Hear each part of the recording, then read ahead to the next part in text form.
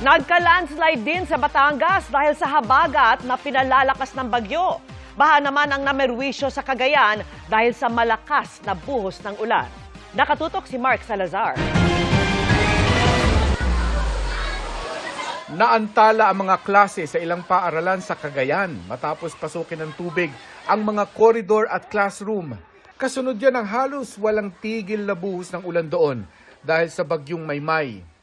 Lubog sa baha pati ang ibang bahagi ng paaralan. Tuluyan nang sinuspinde ang klase.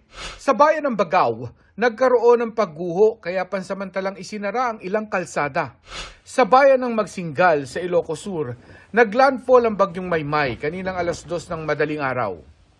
Ang dala nito'y malakas na hangin at ulan, ramdam hanggang sa bayan ng Santa Maria. Tila nagsayawan ng ilang puno ng saging sa tindi ng bugso ng hangin. Malalaki rin ang alon na humampas sa dalampasigan sa bayan ng Santa at Narvacan. May umapaw namang ilog sa bayan ng Quirino. Ramdam din ang malakas na ulang dala ng bagyong Maymay sa Marcos, Ilocos Norte. Pinauwi naman ang mga estudyante sa Ilagan, Isabela dahil sa masamang panahon. Hindi man direktang apektado ng bagyo, nagka-landslide rin sa bahaging ito ng San Luis, Batangas dahil naman sa habagat.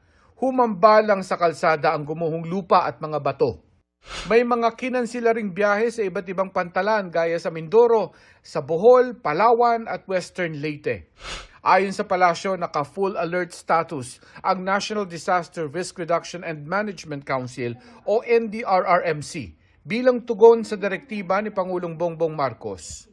Patuloy na ring nagpapatupad ang ng maagap na hakbang ang lahat ng member agencies ng NDRRMC sa paghahanda at pag-iingat upang matiyak ang agarang pagtugon.